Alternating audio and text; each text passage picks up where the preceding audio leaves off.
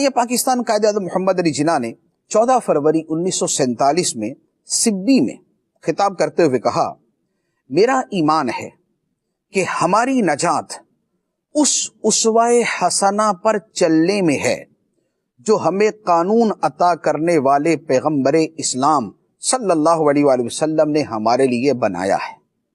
ہماری نجات اس اسوہ حسنہ پر چلنے میں ہے جو نبی پاک صلی اللہ علیہ وآلہ وسلم نے ہمیں عطا فرمایا ہے۔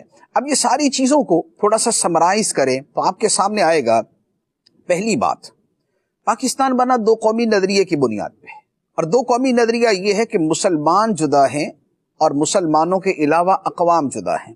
اسلام ایک جدا گانا مذہب ہے اور اسلام کے علاوہ مذاہب جدا گانا ہے۔ پہلی بات، دو قومی نظریہ۔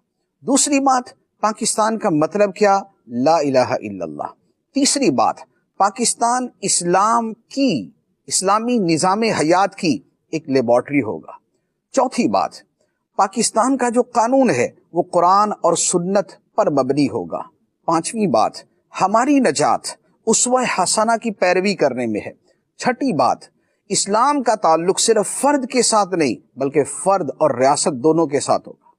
یہ وہ چند فربودات ہیں اور اس طرح کے کم از کم 200 فرامین ہیں، 200، اور یہ قائد اعظم بانی پاکستان کے ہیں۔ جو علامہ اقبال کے اشعار اور جو ان کی باتیں ہیں وہ جدا ہیں، وہ تو سینکڑوں سے بھی زیادہ تعداد کے اندر ہیں۔ تو پاکستان کی جو بنیاد ہے وہ یہ ہے۔ اب آپ ذہن میں رکھیں کہ پاکستان کی ترقی اسی صورت میں ہے کہ جب اس کی بنیادوں پر کلہاڑا نہ چلایا جائے، اس کی جڑیں نہ کاٹی جائیں، اسے اسلام اور دین سے دور کرنے کی سازشیں نہ کی جائیں، بلکہ اس کی جڑ بنیاد میں جو اسلام اور لا الہ الا اللہ ہے اسے مزید ابھارا جائے، اسے مزید سامنے لایا جائے، قرآن اور سنت کو اس ریاست کے ساتھ جوڑا جائے اور اس ریاست کو قرآن و سنت کے تابع کیا جائے۔ ہمارے ہاں جو ترقی کے لیے سب سے پہلی چیز پیش کی جاتی ہے وہ اقوام مغرب کو بطور آئیڈیل اور نمونہ کے پیش کی جاتی ہے کہ جناب دیکھیں مغربی ممالک نے ترقی کی، دیکھیں فلاں ملک نے ترقی کی، دیکھیں فلاں ملک نے ترقی کی۔